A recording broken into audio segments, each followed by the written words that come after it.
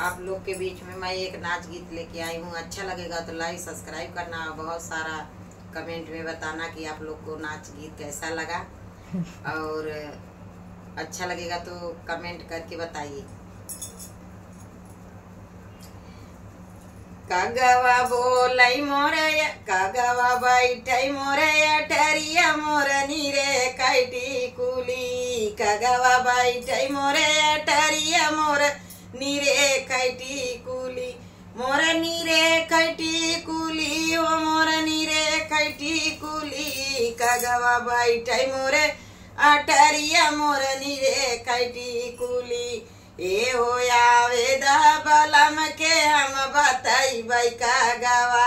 ए हो आवेदा बलम के हम बताई कागवा।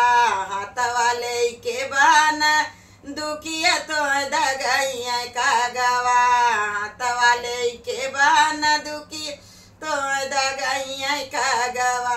तो दगैया कागवा ओ तो दगैया कागवा। हाथ वाले के बाना दुखिया तो दगैया कागवा।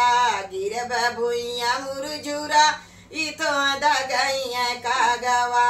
कागवा बैठे मोरे अटरिया मोर नीरे कै झूलनी। कागवा बैठे मोरे अटरिया मोर नीरे कै झूलनी। मोर नीरे कै झूलनी ओ मोर नीरे कै झूलनी। कागवा बैठे मोरे अटरिया मोर नीरे कै झूलनी। ए हो आवेदा बलम के हम बताई कागवा। ए हो आवेदा बलम के हम बताइबे कागवा। हाथ वाले के बाना दुखिया तो दग ये कागवा। हाथ वाले के बाना दुखिया तो दगैया कागवा।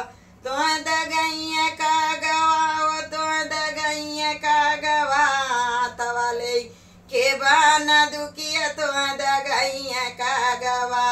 गिरब भुइया मुरझुराई तो दगैया कागवा। कागवा बैठे मोरे अटरिया मोर नीरे कै चुनरी। काग बैठे मोरे अटरिया मोर नीरे कै चुनरी।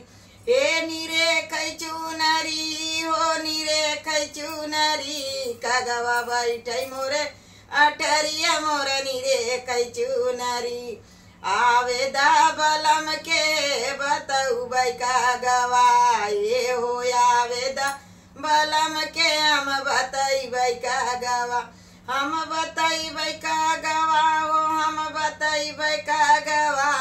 आवेदा बल के हम बताई कागवा। हाथ वाले के बाना दुखिया तो दगैया कागवा। हाथ वाले के बाना दुखिया तो दगैया कागवा। गिरब भुइया मुरझुराई तो दगैया कागवा। गिरब भुइया मुरझुराई तो दगैया कागवा। कागवा बैठे मोरे अटरिया मोर नीरे कै चुनरी। कागवा बैठे मोरे अटरिया मोर नीरे कै चुनरी। ए नीरे कै चुनरी ओ नीरे कै चुनरी। कागवा बैठे मोरे अटरिया मोर नीरे कै चुनरी।